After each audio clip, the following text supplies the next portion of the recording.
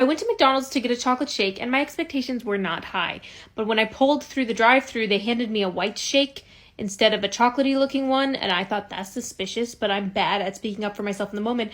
So I just drove away for a minute, and I tasted the shake, and it was definitely vanilla. There was like the tiniest bit of chocolate syrup on bottom, so attempts had been made, but it was a vanilla shake. So I went back through the drive-thru, and I was like, hey, I am so sorry. This is so annoying. I hate to be this person, but I ordered a chocolate shake, and this one's pretty vanilla-y. Could I get a chocolate shake?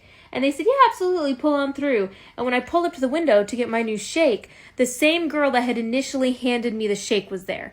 Now, when I first got my shake, what had happened was I pulled up to the window. I had already paid, and she said, here it is. And I said, thank you. And I drove away. That was the whole interaction. But now she's standing there with her manager, and she looks at me and she looks at her manager, and she said, yeah, this is the girl. I gave her the shake, and I asked her to taste it, and I asked her to tell me if she thought it had enough chocolate in it.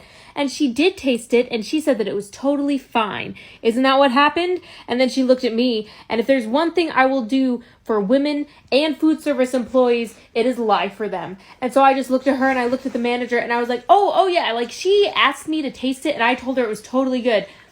But I'm just so high maintenance, and I just came back to complain anyway, and I'm sorry. And the manager just like looked at me and then glared at her and walked away. I don't know what that was about, but I ended up getting 2 shakes out of it, so